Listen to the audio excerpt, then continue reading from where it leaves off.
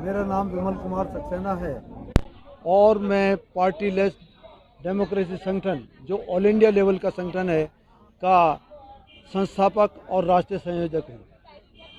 तो आप इस जंतर मंतर पे किस लिए आए हुए हैं? आपकी मांग क्या है? जी एक्चुअली हम लोग जंतर मंतर पे इसलिए आए थे कि हम पुराने समय से अन्ना जी से जुड़े हुए हैं, अन्ना आंदोलन से जुड़े हुए हैं। उसके बाद एक राजनीतिक पार्टी अस्तित्व में आई, आम आदमी पार्टी, हम उससे भी जुड़े।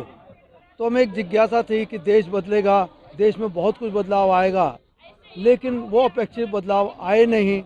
और वो पार्टी भी जो कीचड़ साफ करने आई थी, वो पार्टी कीचड़ साफ ना कर करके वो पार्टी कीचड़ का ही एक हिस्सा बन गई। तो हमें लगा कि जब ये लोग काम नहीं कर रहे तो हमें क्या करना चाहिए।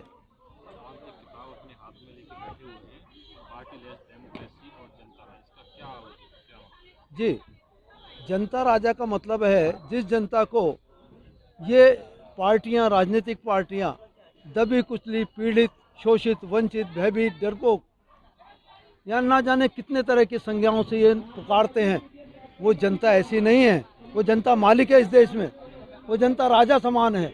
अर्थात वो जनता टैक्स देती है, उस टैक्स के पीछे, उस टैक्स के पैसे से ही सारी व्यवस्थाएं चलती हैं, और आप उसको दबी कुचली, पीड़ित, शोषित बोलते हो।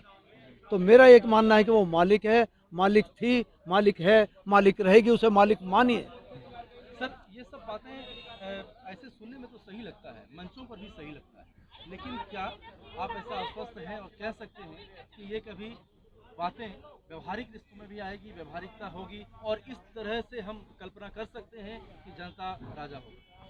जी, आपने बिल्कुल सही कहा कि हमारे अनुभव ये बताते हैं कि अब तक हमारे साथ क्या हुआ।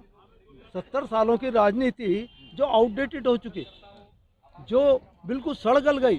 70 सालों में कोई भी चीज़ हो, वो मशीन हो या कोई भी चीज़ हो, वो सारी चीज़ें आउटडेटेड हो जाती हैं लगभग, और उसमें विकार पैदा हो जाते हैं।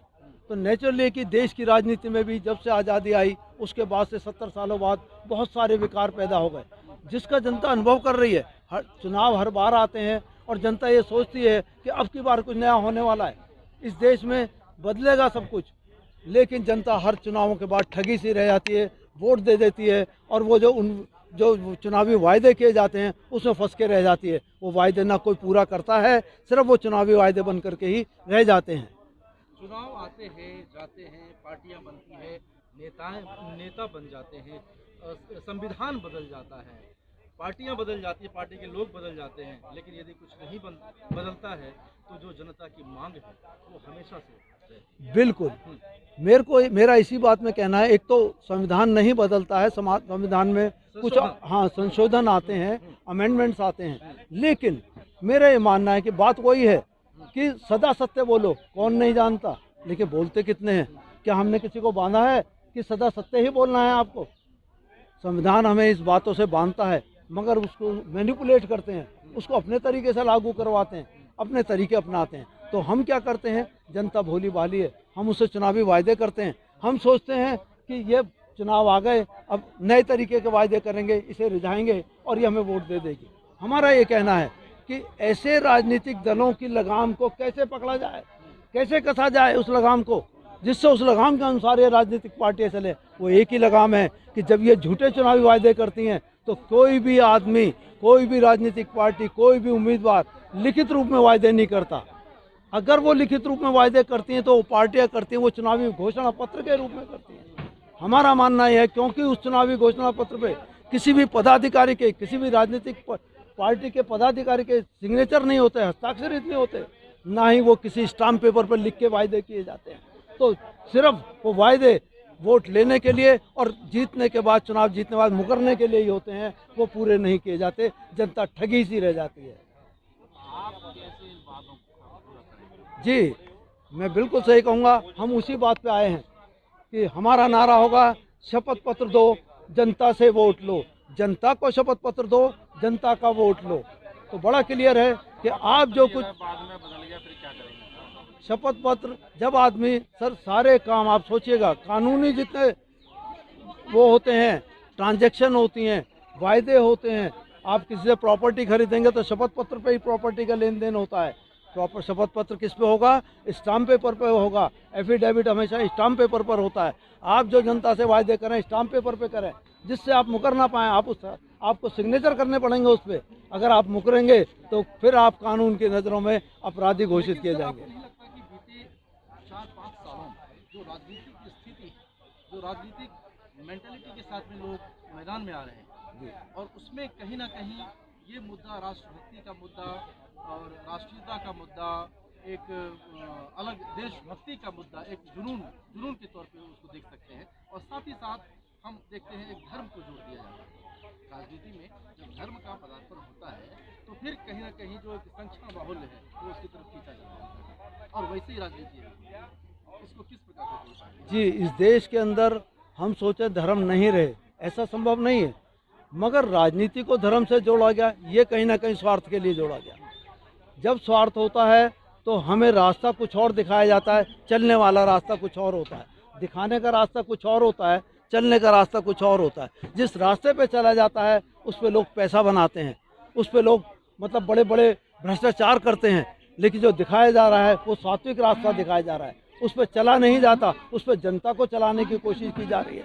राजनेता चल के तैयार नहीं है उस रास्ते पे। तो हमारा ये मानना है कि जब तक हम उन राजनेताओं को भी हम उसको अपनी लगाम से कसेंगे नहीं, ये जनता उसे कसेगी नहीं, तब तक वो धर्म की भांग जनता को पिलाते रहेंगे।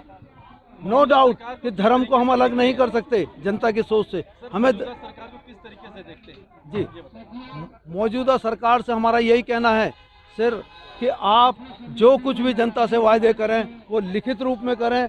और लिखित रूप में आखिरी उसका वाक्य होगा उस एफिडेविट का कि अगर हमने ये वायदे पूरे नहीं किए तो कानून की नज़र में हमें अपराधी घोषित किया जाए।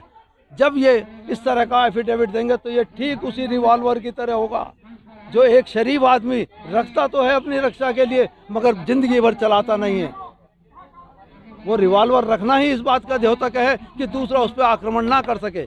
वो बाकायदा लाइसेंस की रिवॉल्वर होती है और लाइसेंस इसी बात का दिया जाता है कि आप अपनी सुरक्षा में चला सकते हैं, आत्म सुरक्षा में चला सकते हैं, मगर ज़बरदस्ती किसी को दबाएंगे नहीं।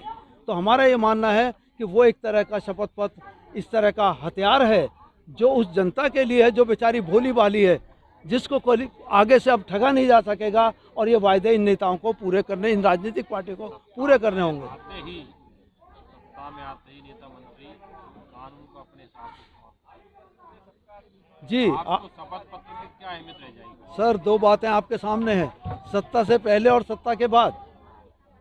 सत्ता से पहले हम ये लगाम कस रहे हैं शपथ पत्र वाली, सत्ता के बाद राइट टू रिकॉल लाने का प्रोविज़न किया जाएगा, उसके बाद राइट टू रिकॉल लाया जाएगा और बहुत कुछ है अभी जिसमें इम्प्लीमेंट करेंगे जी कैसे इसको इम्प्लीमेंट करेंगे?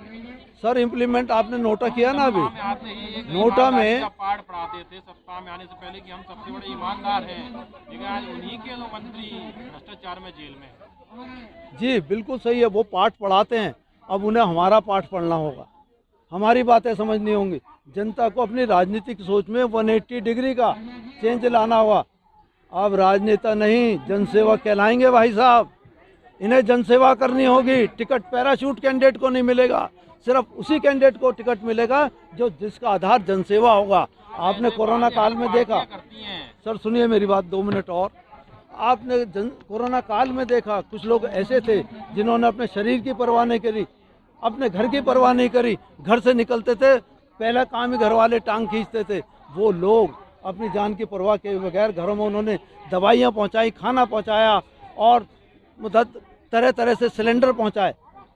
तो क्या ऐसे लोगों को, जनसेवक लोगों को जब हम ताकत देंगे और चुनाव में जिताकर भेजेंगे शपथ पत्र के लेने के बाद, तो क्या वो देश का भला नहीं करेंगे? अगर उनमें योग्यता भी होगी उस चीज़ की, तो मेरा पक्का मानना है कि हमने उन्हें शपथ पत्र से बांध भी दिया, उनमें योग्यता भी है, उन्होंने जनसेवा भी की है, तो निश्चय ही वो एक बढ़िया जनसेवक साबित होंगे। चेहरा कौन होंगे आपके? चेहरा हमारे यहाँ पार्टी यही है, चेहरे वाली पार्टी नहीं है, ये विचारधारा की पार्टी है। यहाँ की विचारधारा ही एक चेहरा होगी। पार्टियां तो सभी यही कहती है कि हमारी ये विचारधारा है, जिसमें आप जाए चाहे सर जाए बीजेपी। कथनी और करनी में फ़र्क होता है। हम अब कथनी के साथ हम लेखनी को जोड़ रहे हैं। आपने सारी कथनी नहीं करनी है, लेखनी भी करनी है। और जब आप लिखित में कोई चीज़ देंगे तो आपको उसका पालन करना ही होगा। आप चुनाव लड़ेंगे? चुनाव सर, लड़ना ना लड़ना मेरे अधिकार क्षेत्र में नहीं है, ये जनता का अधिकार है। संविधान ने जनता को अधिकार दिया है कि वो चुनाव लड़ाए जनसेवकों को। जनता से हम पूछेंगे, बताइए आपकी जनसेवा किस किस ने की, वो हमारे पास आएगा। सक्सेना जी, आपके संगठन का समर्थन चाहिए, टिकट नहीं चाहिए। आपके संगठन का समर्थन चाहिए, फिर के रिपीट कर रहा हूँ, टिकट नहीं चाहिए। तब हम उससे कहेंगे आप बताइए आपने करा क्या है, क्या जनसेवा करिए। वो कहेगा मैंने ये काम किया, वो काम किया। हमारे लोग जनता में जाके पूछेंगे क्या इसने वो जनसेवा की है उस तरह की। अब दूसरा काम होगा उसकी योग्यता, तीसरा काम होगा शपथ पत्र। तीनों तरह से जब हम उसे बांधेंगे तो लग जाएगा जनता को कि अब ये आदमी चुन जाएगा, इसने अपने हाथ कटा दिए हैं, अब ये अपनी जबान से मुकरेगा नहीं क्योंकि इसने एफिडेविट दिया है। तो निश्चय ही वो एक अच्छा कैंडिडेट साबित होगा। और उसके बाद भी, क्योंकि किसी की जब कोई आदमी गलत कार्य करता है तो उसकी शक्ल पे नहीं लिखा होता और वो ये सोच के आता है। लेटेस्ट अपडेट पाने के लिए हमारे चैनल क्लाउड न्यूज़ को अभी लाइक करें, सब्सक्राइब करें और बेल आइकन दबाना बिल्कुल ना भूलें।